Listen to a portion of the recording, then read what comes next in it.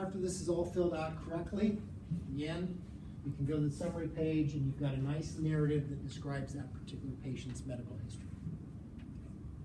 So it's critical that you enter that data in and that you get that information confirmed through a dialogue with the patient and your faculty member to get any clarifications that you need, and then you get it authorized. The other component of that medical history that was critical is that part about allergies, which is on the first section of this. Remember, as I mentioned to you,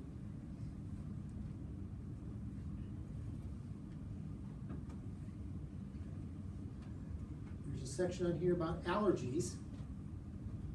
If they've got allergies to medications, and you click them off here, what you're going to want to do is bop up to the allergy section up here. You can get it through here, that block plus sign, or here, and you can add those allergies here.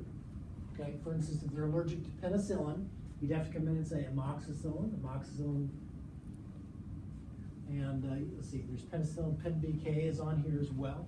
So you'd have to go through there and block out all the penicillin-related medications that are on here, so that if you do that correctly, these will show up on every single page of the EDR.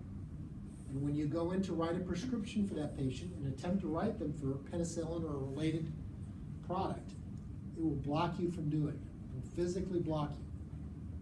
Okay? If you fail to do this, and you write a prescription, or go to write a prescription, you will still be able to see some items related, because we force things from the medical history to populate over there, and you'll see a reminder that they are on a penicillin allergy, but it will not physically block you. Okay? That's the important thing of being able to go into the patient allergies and actually click on these for that physical block to prevent you from misprescribing. Okay? Talked about existing conditions.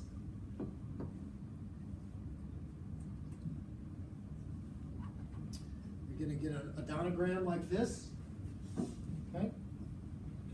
We've asked our faculty members to authorize a full 32-tooth odonogram. You're going to walk through the different categories here, one at a time.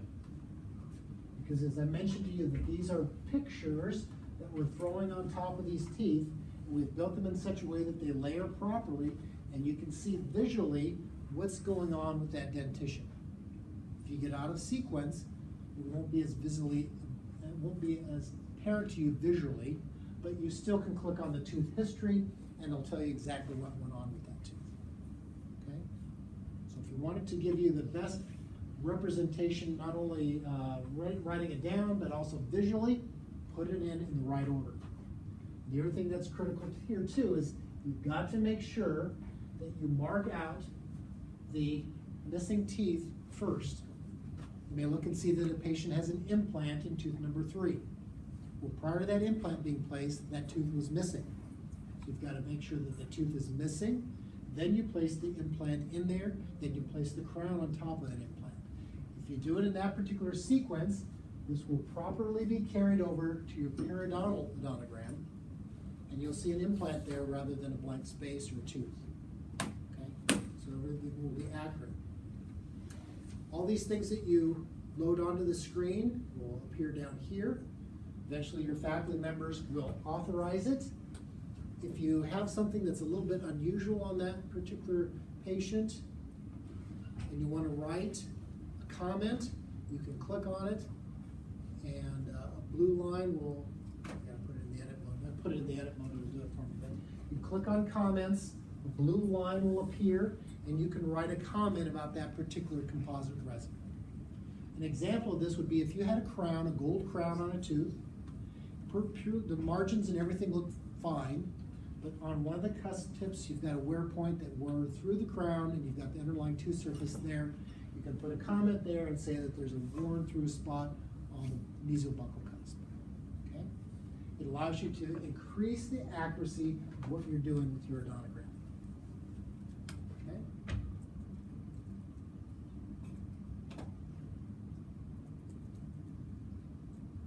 If you've done the existing conditions properly, you'll be able to go to the periodontal screen.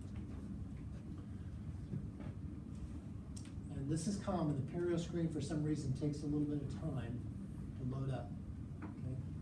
If you've marked out all the teeth appropriately, you're going to be able to come to this screen. This is the maxilla. You'll start up here, and you'll be able to run your probing depths all the way through. Okay? If you remember down below, you can use this. You can use the keyboard.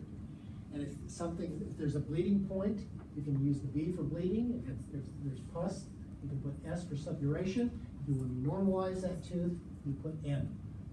Okay? So it always starts on the upper back tooth, works its way around. Now, okay? So buckle all the way around, lingual all the way back. Okay? So that's the maxilla. Mandible. Okay? So again, once this information is entered, it gets authorized by the faculty member, and you've got a chart date and time. It's time and date stamped. We know exactly when you took those probings for that patient. It establishes their baseline.